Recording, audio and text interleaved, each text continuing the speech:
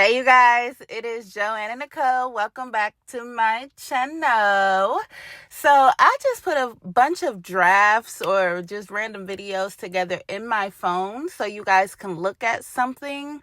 But in this video, I'm talking about the YouTube series, docu-series. It's called Betrayal. Okay? If you've seen that, you know what I'm about to talk about. But baby, it's so crazy that I can't even get my thoughts together. Before I go into the betrayal, please do me a favor, because this is what I really need from y'all so that I can continue making videos. Okay, like the video, subscribe to the channel, and watch the entire video. Okay, the video is not that long, but anyways, so Betrayal is about this woman, right? She is a little heavyset and a little insecure. She marries this man, I guess, while she's a teenager.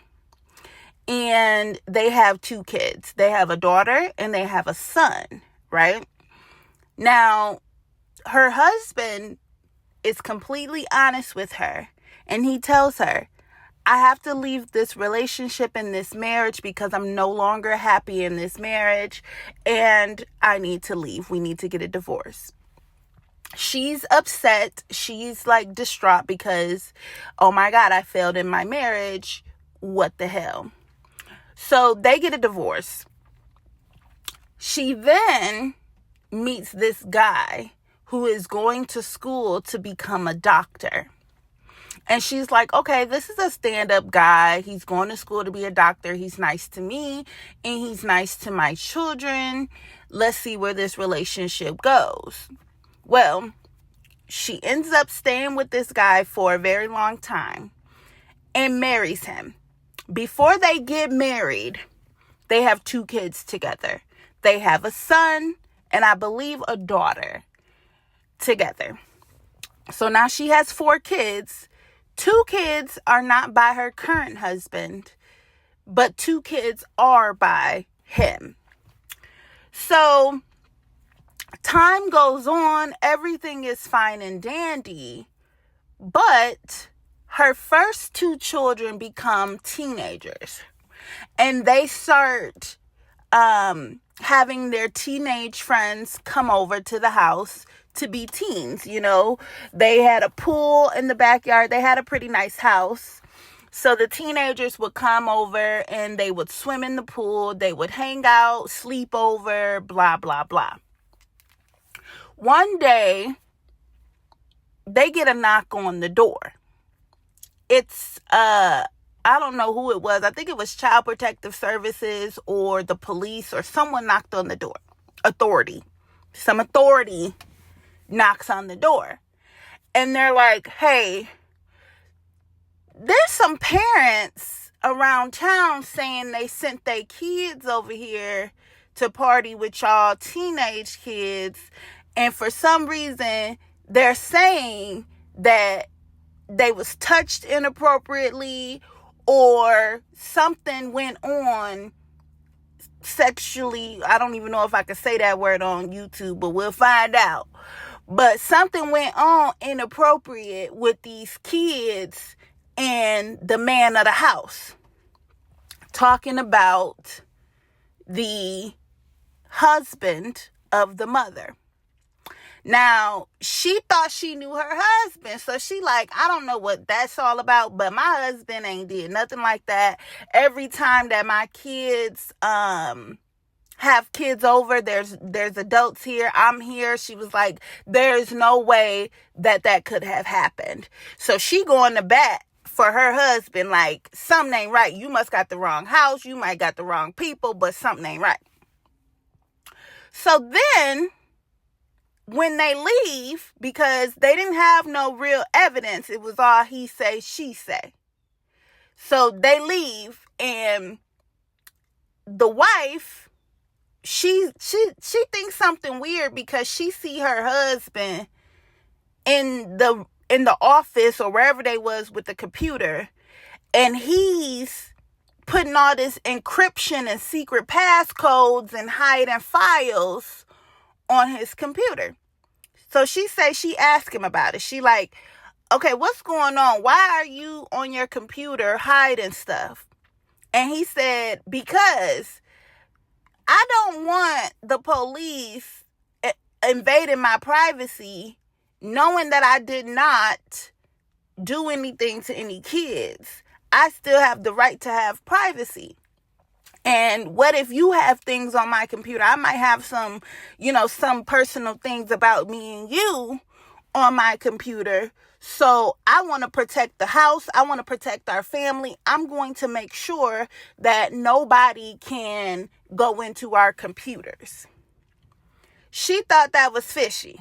She was like, it make a little sense, but it really don't make that much sense, because if you was worried about it, maybe you should have put them encryptions on before they knocked on our door. But anyway, she brushed it off.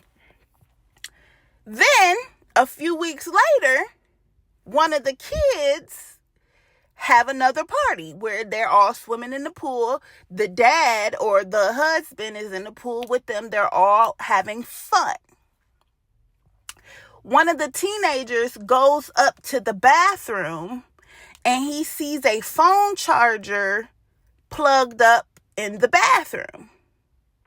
Now, this is a teenager, so he had to be like 13, 14, maybe between the ages of 13 and 16, or we'll even say 17, fuck it.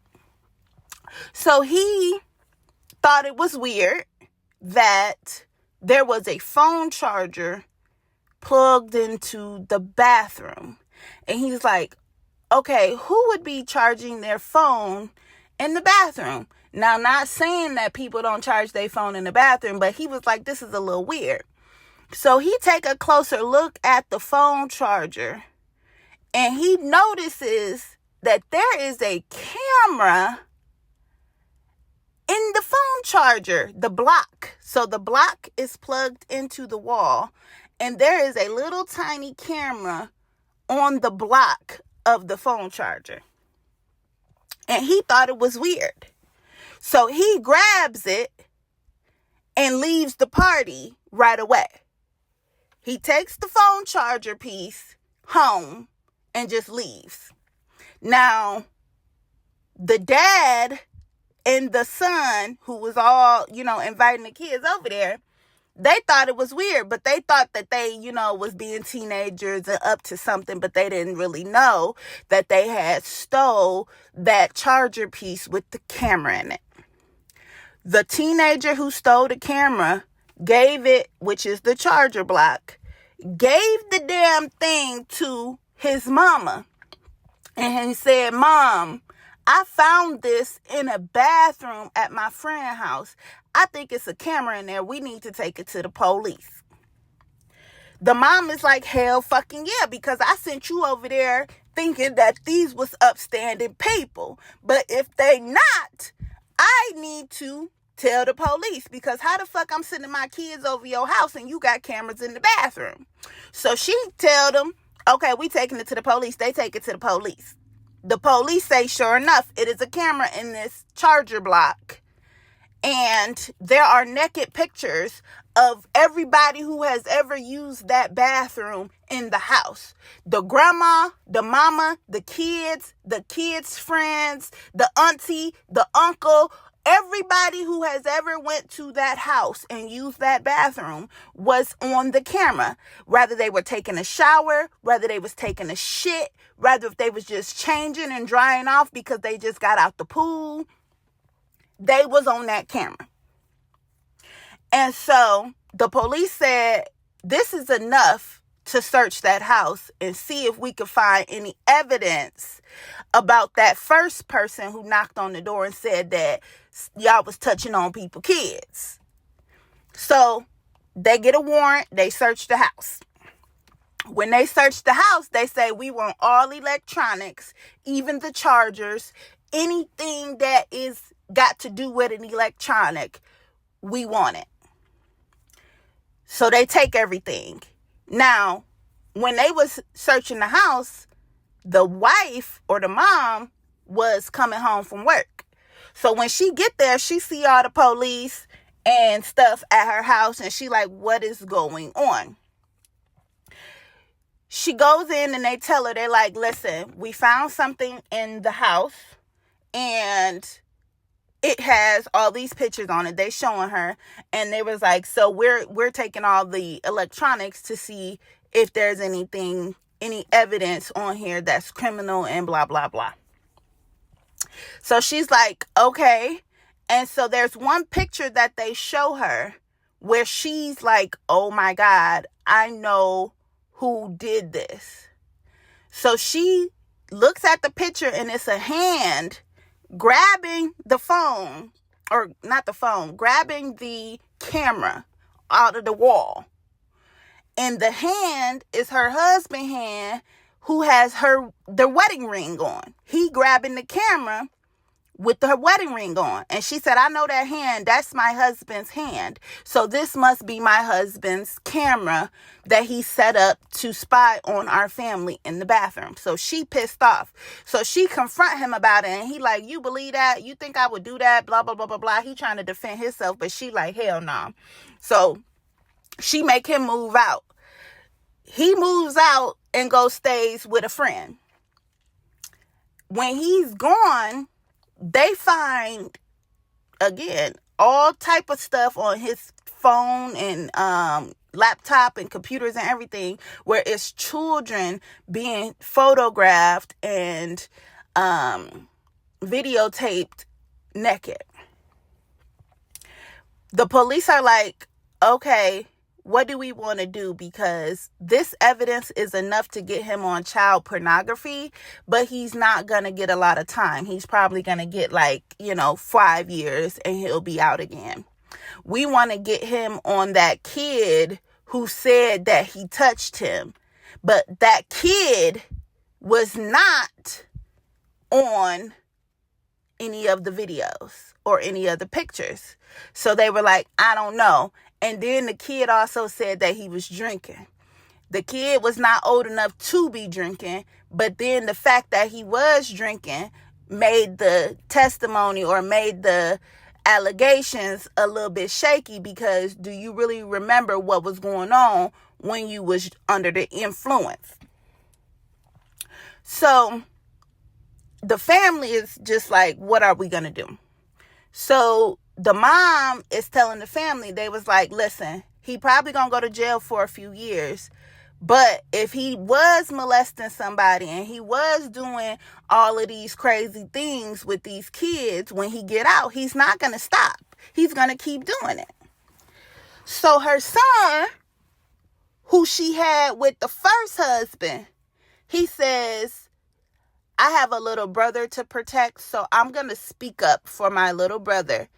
And I'm going to tell you, Mom, that ever since you met this man, literally not even a year or two after y'all started dating, he's been, what is it? What y'all be saying? SAing, doing all that crazy stuff to him.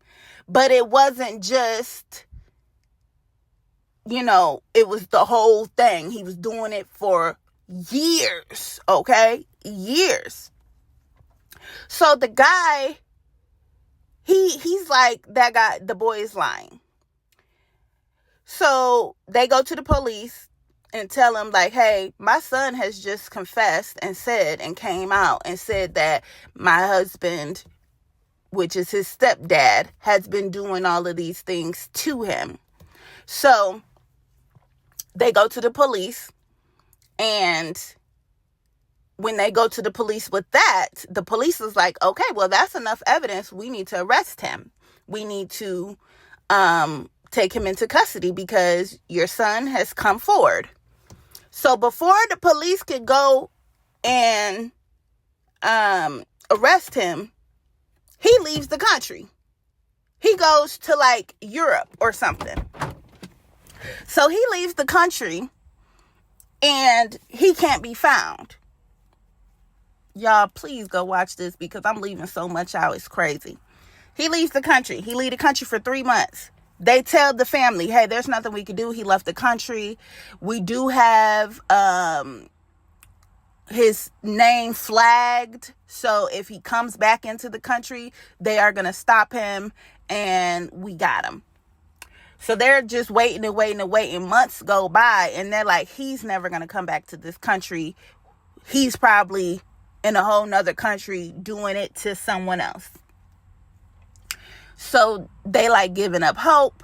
All of a sudden, a few months go by, he decided to come back to America, and they stop him at the airport and take him right into custody. I'm about to shorten this video up because I want y'all to see exactly what happens. But I will say this. When he get into jail, he gets to see his day in court. This man sees his day in court, and you will not believe. He asks the judge, can I read a letter out loud in front of the court to be put on the record? The judge is like, yes, you can read one letter out loud. But before you do that, I am going to ask your victims and their family if they will allow you to do that. And the judge is like, do you guys want to hear what he has to say? And they're like, yes, we want to hear what he has to say. Now, they're assuming that he's going to apologize, that he's going to be remorseful, that he is going to be like, hey, you know, I feel bad about what happened.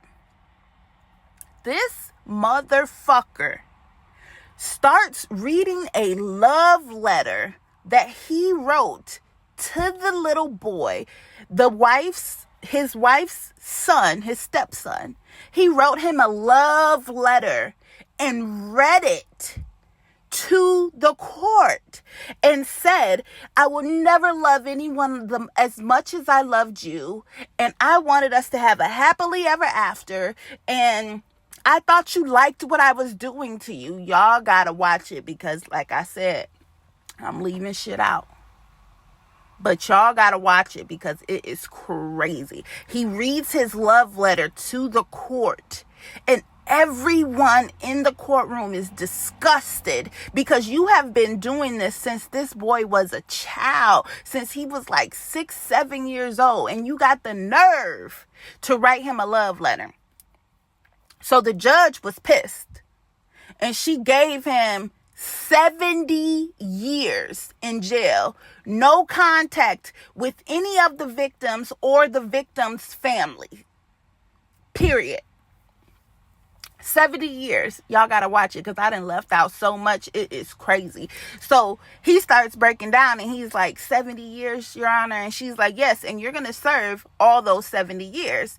And you're never gonna talk to any of your children ever again in life.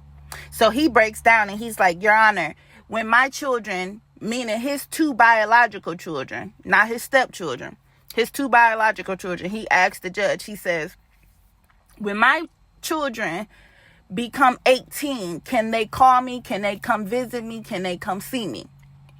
She's like, no. She said, for the rest of your life, you will never talk to any of your children ever again because they are the family of your victims. And she said, so that's it. Y'all, it go on and on and on because this right here, this was crazy. I was watching this and I was doing my son's hair and I was like, this is crazy. I'm so happy that he got 70 years, but to be honest with you, it's just, Jesus, why did they let him read that letter? That letter just made me want to crumble and cry because it was like, this is going on record. He's saying this in front of everybody and it was just like, it was just blowing my mind. The name of this show is Betrayal. It's on Hulu. If you made it to the end of this video, subscribe to the channel. Go ahead and give me a like. Be the first person to comment. Okay? And I will see y'all in the next video. Bye.